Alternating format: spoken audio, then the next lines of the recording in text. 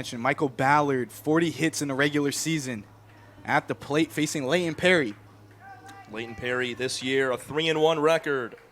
10 appearances. This is his fourth start.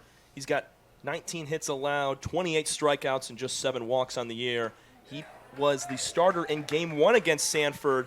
He was touched up a little bit. 4 runs on 4 hits with a walk and a strikeout through 4 2/3 innings. Leesburg ended up losing that game 9-1, but Perry looking for a better outing right now. 0-1 to Ballard. Called strike 0-2, and there's that big zone we were talking about. Yeah. And interesting thing is, Ballard, he usually never swings at the first pitch. Perry had him fooled on the off-speed coming in. Kavanaugh's grabbing that in the lower outside corner as well to help out the zone. 0-2, excuse me, dribbler. Best takes it over. Out number 1, and quick work for Leighton Perry. And Noah Best over there at first base making his first play at the first base position on the field. He's got a big pump fist right there. It's good to see him, get his feet underneath and be able to have a few over there early so he can, get used to the position. I know he's very familiar, took some BP rounds over there at first, but it just eliminates a part of that lineup that Leesburg was struggling in later on. No doubt. Here we are, Jesse De La Cruz. First pitch swinging into left field in front of Furry. It's going to get down. We have our first hit of the ball game. We talked about it pregame. De La Cruz at first base. He's the stolen base leader with Winter Park. He's going to look to go here. Early in the ball game, Winter Park looks to strike, and they want to be able to get that upper hand early in the contest. De La Cruz going to try to get in scoring position with less than 2 outs. Kavanaugh's going to need to be on his toes. And you mentioned stolen base champion, but the stat I love, 21 for 22, De La Cruz. Wow. He rarely gets picked off or thrown out. But Perry, he has to be quick to the plate because even though how good Kavanaugh is, he can't afford De La Cruz to get that jump. Totally agree there. Dale Thomas at the plate. First pitch, called strike, 0-1. Dale's working with a record high pant height today. You see those socks? I mean, they're just basically just like tights up there. They're shorts. He's looking good. He's been rocking them the past 2 games, and I asked him if he was going to change it. He said 2-0. Why would I? You're right. The 0-1. Breaking ball, swing and a miss from Dale, 0-2.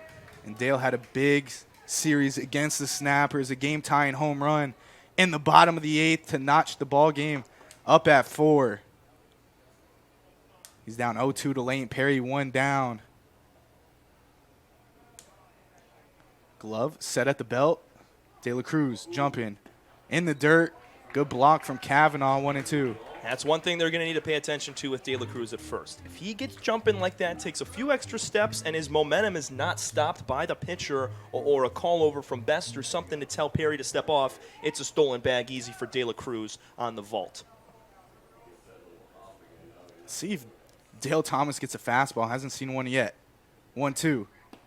Outside, 2-2. It's a great eye from Dale. Just a little outside. Kavanaugh tries to bring it back in, but this is a guy that's had, really good stats at Coastal Carolina, headed to University of Florida next year. He's got a big league eye in the box. He's going to take that all day. Evens the count, 2-2.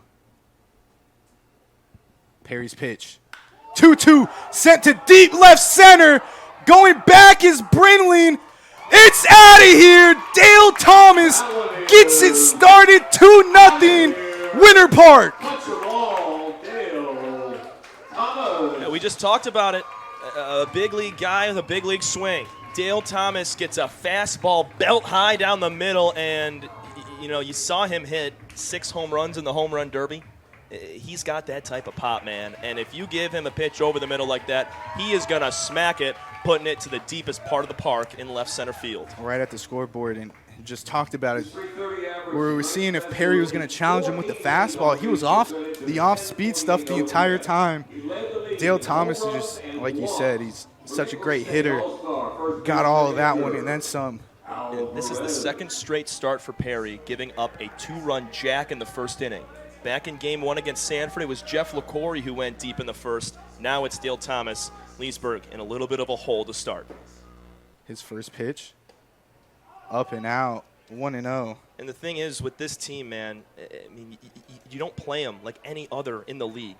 Winter Park right now has come back down to earth, hitting 290 as a team, but it was as high as 335 at some point in this season. It's a very dangerous lineup, 1 through 10 all the way. And here's Edgar Alvarez, a guy that started off the season struggling, but he's not struggling now. 330. He has 30 hits himself, 6 dingers, 22 RBIs with 29 walks.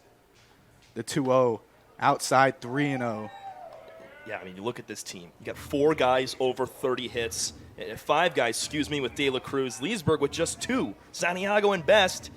So these guys find a way to hit the ball in the gap, drive in runs. It's going to be a great series for both teams. 3-0, called strike 3-1. Good pitch from Perry. Alvarez taking the whole way through. He's just looking to bounce back.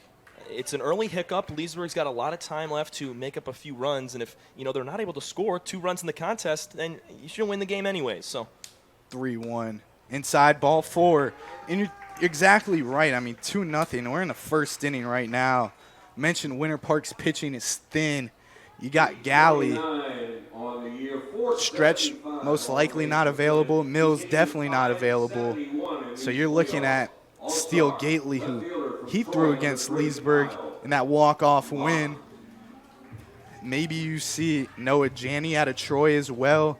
Those are guys that really haven't worked more than 10 innings the whole year. Kyle Mock to the plate.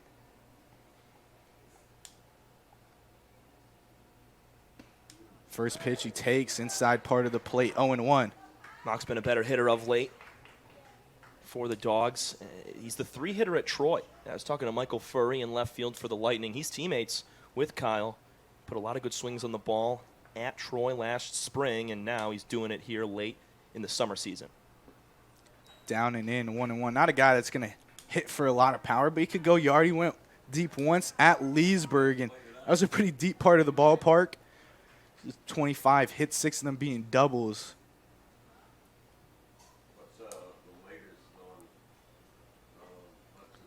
1-1. Mock tied up on the hands, 1-2. Perry trying to find a way just to get out, keep the damage at a minimum. Yeah, if they're going to hold it to 2 runs right here, they're going to be just fine. The only reason Leesburg was routed in Game 1 of their semifinal series was due to 5 errors and only 4 hits. Noah Best, not a usual second baseman. Santiago was out of that ball game. Best had a few down there at second, but quickly recovered in Game 2 as he was at third. Lane Perry looking for a punch-out, 1-2. Mock back up the middle, slicing into the gap. Alvarez on his way to third. Mock trying to go to second. It's a 1-out double from Kyle Mock, puts 2 in scoring position. Inside-out swing. These guys are just doing whatever's necessary to get a hit. You got a 2-strike count on the 5-hitter right there in Kyle Mock. He keeps it short and lines one right over the head of Cordova. And with the fresh-cut grass out here for the championship game, that ball's going to roll. So Brindley gets all the way over, but he caught it deep in the gap in left center, giving Alvarez enough time, and the throw-in was nowhere close to second, allowing Mock to advance down to 2. So another good scoring chance here for the Dogs. You knew this coming in if you're a Leesburg fan. These guys were going to pound the baseball and give you a real tough time at the plate. Braden Calise, the hitter, back from that injury where he actually got hurt in Leesburg on the mound.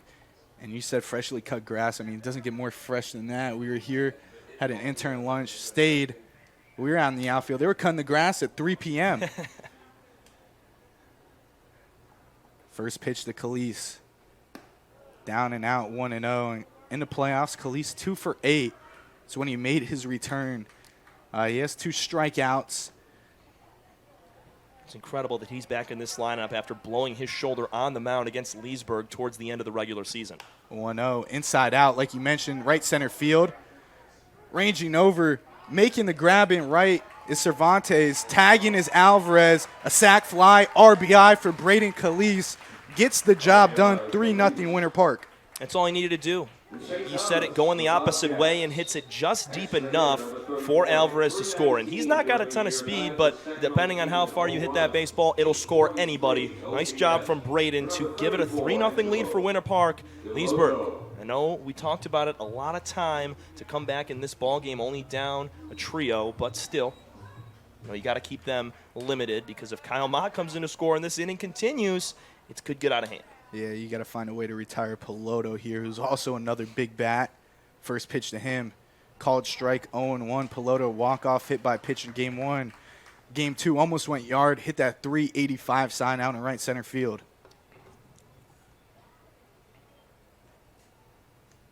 Right now, Perry, 21 pitches, 13 strikes.